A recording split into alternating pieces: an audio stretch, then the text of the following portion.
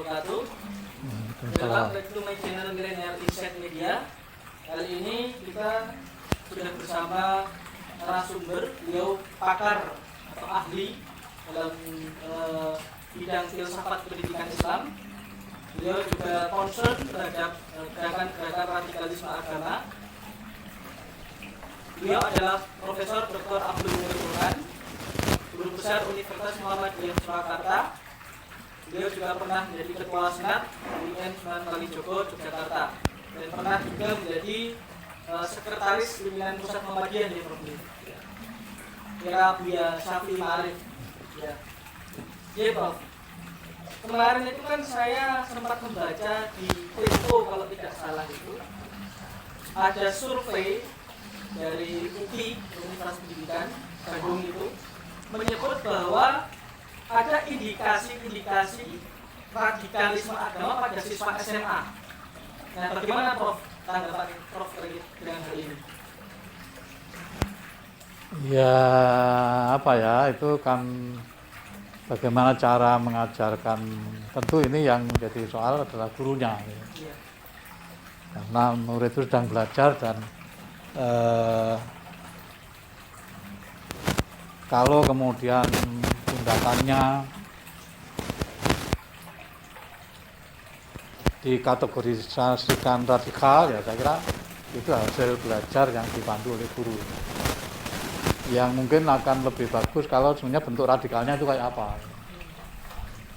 Kalau kemudian sang guru itu di dalam mengajarkan ajaran-ajaran agama itu tekstual, ya, legalistik, positivistik, gitu, ya nanti yang ditangkap oleh murid-muridnya ya yang menjadi eksklusif gitu. Nah, yang jadi pertanyaan bagaimana guru yang mengajar murid-murid yang menurut UPI, survei UPI itu disebut radikal itu sekali lagi tanpa mengeneralisir, ya, itu lebih banyak nanti sang guru juga ini dipengaruhi oleh buku-buku yang dibaca. Nah, buku-buku yang dibaca itu ditulis oleh para ahli di bidangnya yang mungkin ditangkap oleh sang guru secara positivistis dan legalistik. Jadi ini kan sebenarnya misalnya rujuk ila Rasul. Ya sayangnya kan kita tidak menyaksikan sendiri Rasul itu. Yang disampaikan ke kita itu kan hadis cerita. Dan cerita itu tidak seluruhnya kita dengar. Nah, ini kan soal jadi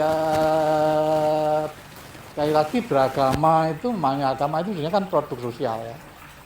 Artinya apa yang kita pahami adalah bagian dari interaksi kita dengan banyak orang, dengan buku yang kita baca, dengan dialog yang kita lakukan dengan mungkin dialog virtual, ya, imajiner dengan tokoh-tokoh yang lewat cerita, lewat buku-buku, atau juga mungkin dialog-dialog yang face to face gitu, sehingga pemahaman keagamaan kita itu adalah produk sosial. Sama juga dengan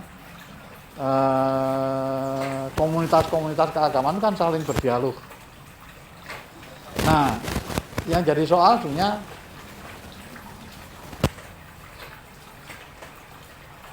generasi berikutnya memahami sirah nabawiyah itu kan sekali lagi tidak seluruhnya, dan yang bercerita itu kemudian juga tidak menceritakan yang seluruhnya, sehingga ada yang namanya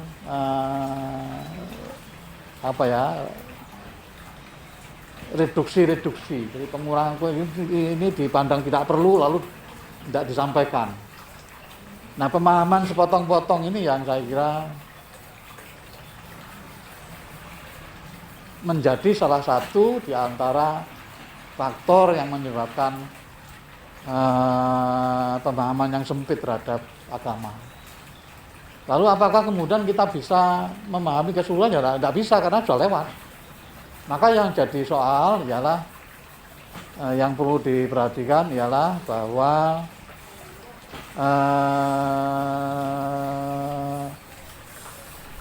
fungsi-fungsi dari ajaran Islam itu bagi kehidupan manusia yang selalu berubah dan berkembang gitu.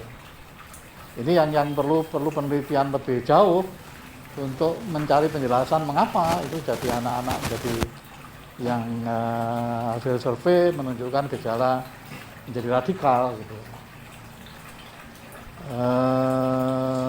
Ya kalau misalnya betul yang halal itu bayin, yang haram bayin, yang kafir itu bayin, yang mukmin itu gak jelas juga ya. Al-Quran itu jelas, betul jelas. Tapi jelasnya kayak apa itu kan misterius. Itu kan kalam Tuhan. Tuhan sendiri kan maha gaib. Sehingga harus disadari bahwa selalu ada pemahaman yang tercecer terhadap gitu. Kesadaran seperti itu yang membuat kita menjadi wise, menjadi bijaksana, menjadi empati kepada orang lain gitu. Walaupun kita yakin pada apa yang kita pahami dan kita bertindak berdasar keyakinan itu, tetapi ketika dalam hubungan sosial misalnya ya kita harus menghormati orang lain. Jadi anak-anak kecil yang murid-murid SD, SMP gitu ya, itu kan diajari bahwa Islam itu yang paling benar, inna dina indallah Islam gitu ya. Yang lain salah bukan salah itu, tapi mestinya juga diajari bahwa kita harus berbuat baik kepada orang lain gitu ya.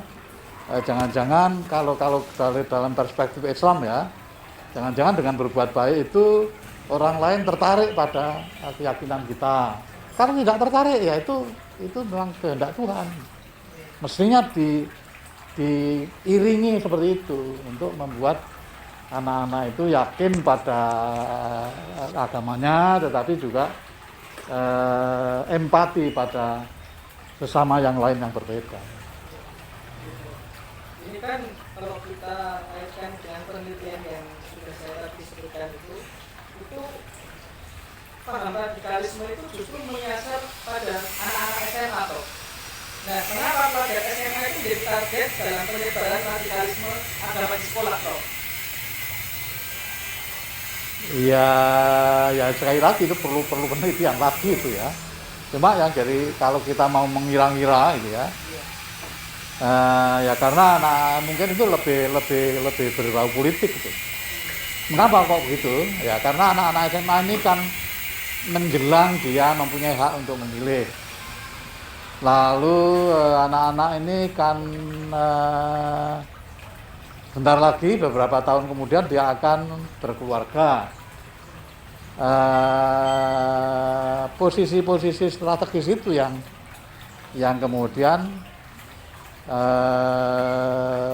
disasar oleh, dan anak-anak SMA ini kan perubahan antara hidup yang tergantung pada keluarga ke satu sesi berikutnya yang mandiri, sehingga anak-anak SMA, kalau anak-anak SMA itu kan masih mudah dikendalikan oleh keluarga. Kalau anak-anak SMA sudah mulai berekspresi terhadap, mulai mempunyai cara pandang sendiri. Jadi kita bisa mengira-ngira kok. Ya walaupun menurut saya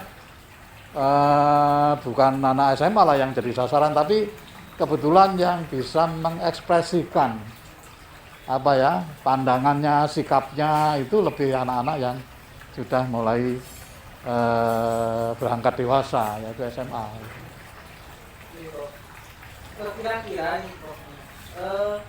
pemahaman radikal itu sudah merambat ke bahan ajar PAI tidak, Prof? Jadi misalnya ada materi-materi ternyata bermuatan atau mengarah ke paham radikalisme agama seperti itu. Loh, kalau kita membaca teks ya sesungguhnya Yang salah itu bahan ajar itu.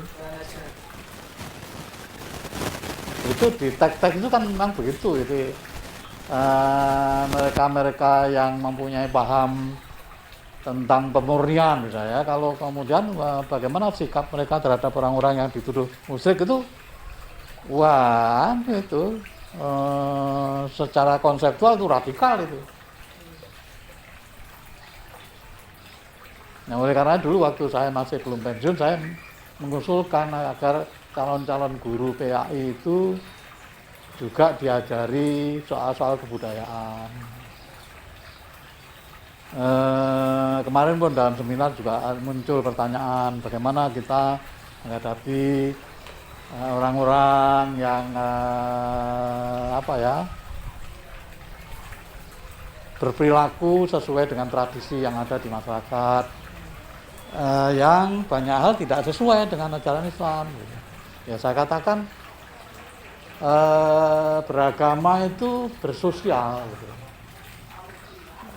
Saya katakan saya sudah hampir 80 tahun, jadi pemahaman saya terhadap Islam pun tidak pernah selesai. Gitu. Banyak pertanyaan yang saya juga belum memperoleh jawaban, dan itu tidak perlu ditangisi karena memang hidup selalu berubah dan berkembang. Gitu.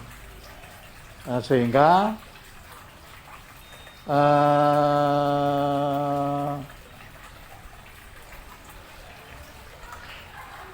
yang perlu dipahami adalah bagaimana kemudian kita menerapkan ajaran-ajaran itu dalam hubungan sosial yang kembali lagi seperti tadi. Kalau kita yakin pada apa yang kita pahami, ya kita harus bisa menghormati orang lain, karena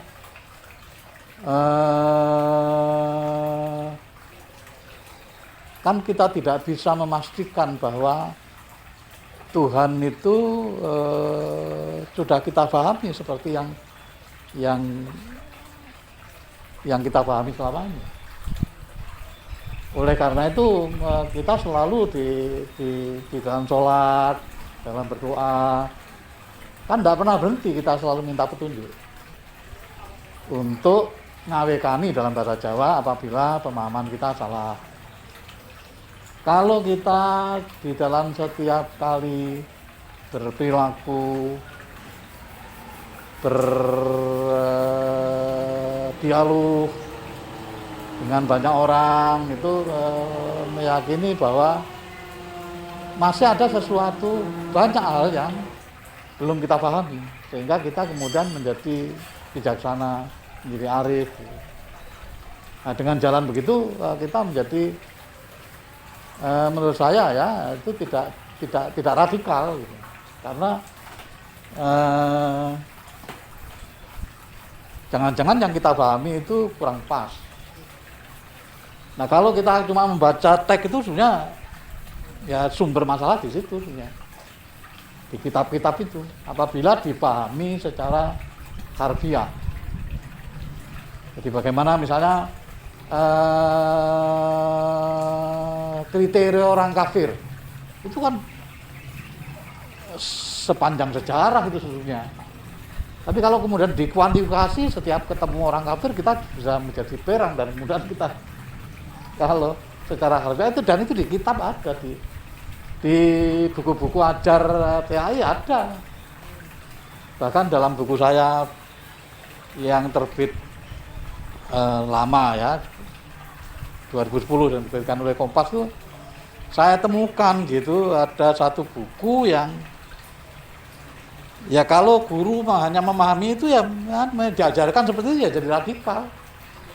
Bagaimana menyikapi kita terhadap orang-orang yang berbeda agama yang kita dikategorikan sebagai kafir. Itu kan tidak ada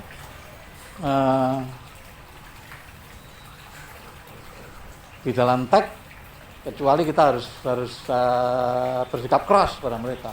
Nah, tafsir terhadap keras itu juga mestinya kemudian kita kembali lagi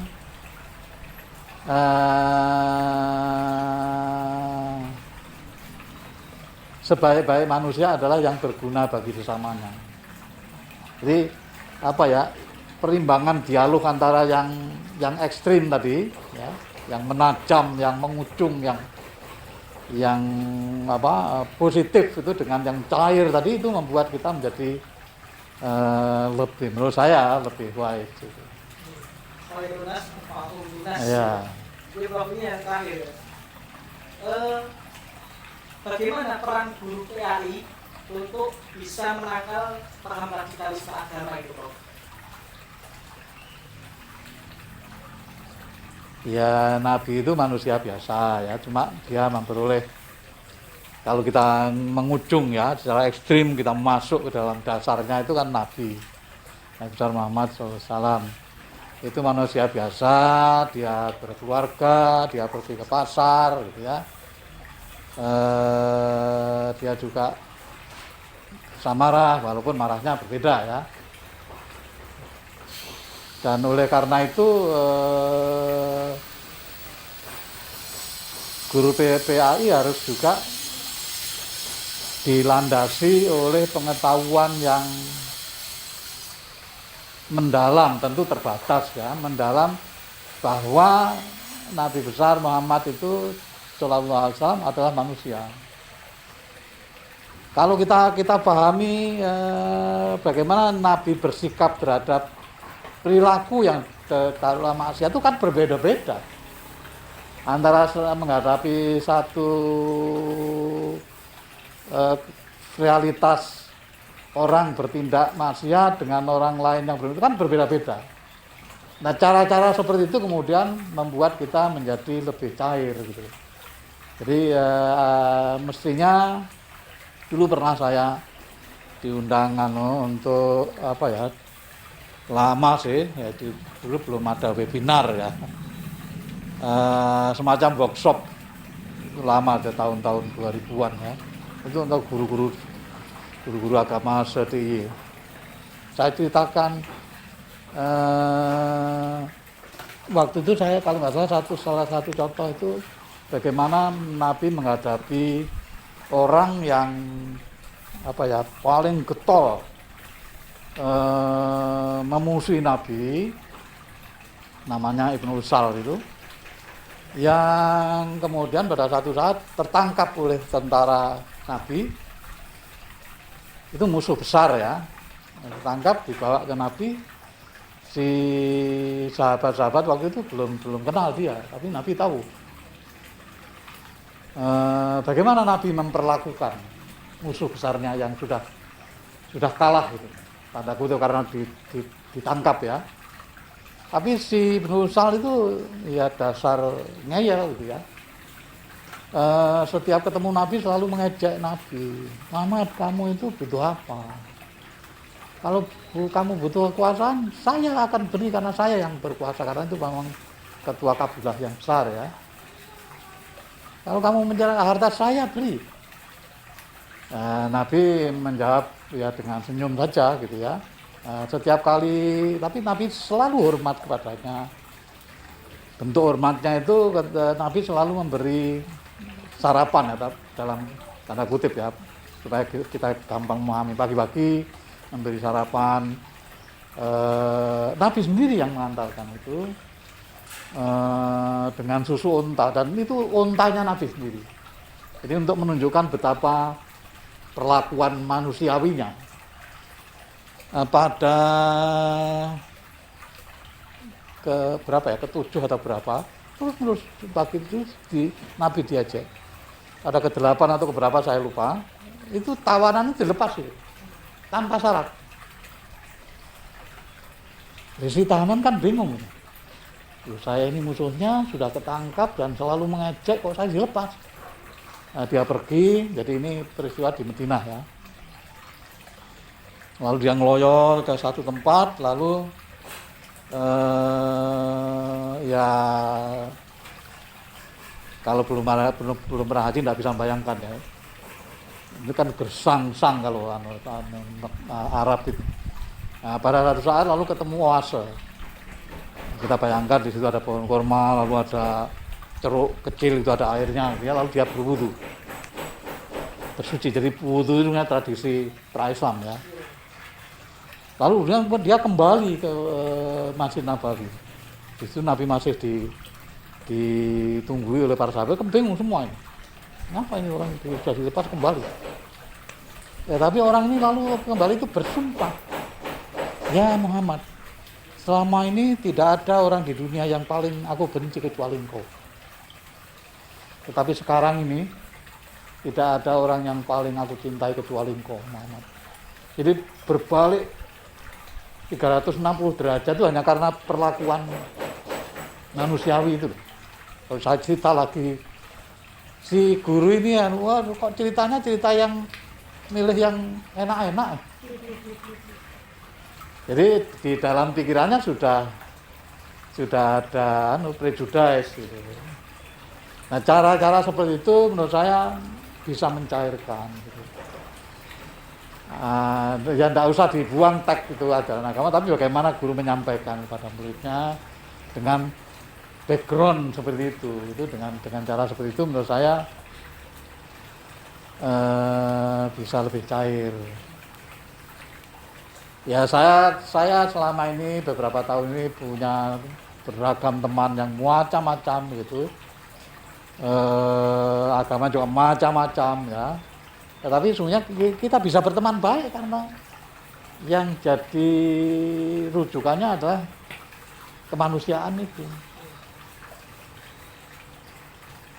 Orang juga heran mengapa saya ya dianggap tokoh karena pernah jadi sekretaris Muhammadiyah kan. Itu kok nulis di Jenar. Ya kalau kita cair kan sesungguhnya apa salahnya menulis. Itu cuma menulis. Nah, maka ada itu yang cara berpikir kita yang stigmatik dan kuantitatif itu loh. Sehingga dunia itu jadi beku gitu, jadi kaku, tidak cair. Nah, sementara di dalam Al-Quran sendiri diceritakan bahwa ya manusia itu perangannya macam-macam sampai hari kiamat. Nah, nanti ada hukuman, memang ada neraka, ada surga, ya tergantung pada Tuhan. Contoh-contoh orang yang kemudian selama hidupnya itu berbuat maksiat, tapi menjelang dia, ini kan ada juga contoh seperti itu. Nah, saya sering contohkan, walaupun jangan ditiru ya. Ada orang yang cerita hadis yang membunuh 100 orang itu, dia sudah membunuh 99 orang, tetapi dalam lubuk hatinya selalu muncul pertanyaan, mengapa saya berbuat jahat seperti ini? Apakah saya bisa diampuni? Tapi dia jujur, lalu dia bertanya ke seorang yang dianggap bisa memberi jalan. Apakah dirinya yang sudah membunuh 99 orang itu akan diampuni dan perbuatan-perbuatan dosa yang demikian banyak itu akan bisa diampuni oleh Tuhan? Apakah pintu tobat dirinya masih terbuka gitu. Nah, orang yang pertama yang ditemui itu menjawab, nek ndelok umurmu wis tuwa lalu dosamu sekian banyak itu kayaknya susah itu diampuni. Nah, di tengah keputusasaan dia bunuh orang itu. Tetapi di lubuk hatinya masih muncul harapan, pertanyaan, lalu datang lagi ke satu tempat yang dianggap bisa memberi jawaban. Dia jujur ceritakan semua. Lalu si orang yang kedua ini, oh iya mas, tapi aku tidak bisa nunjukkan.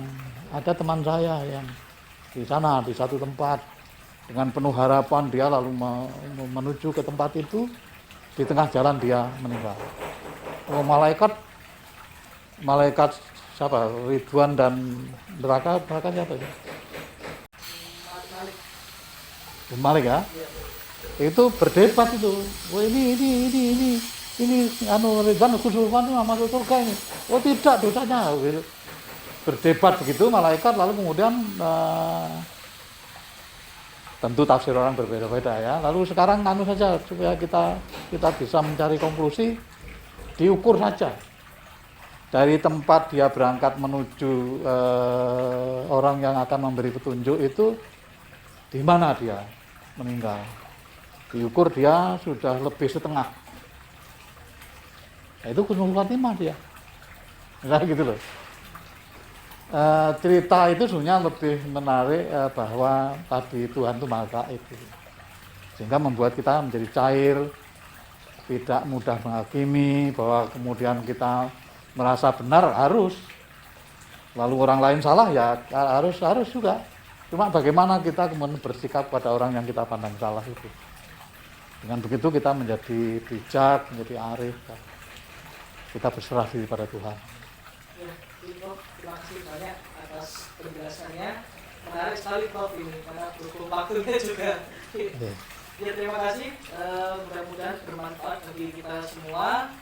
Kita kembali ke video berikutnya. Wassalamualaikum warahmatullahi wabarakatuh.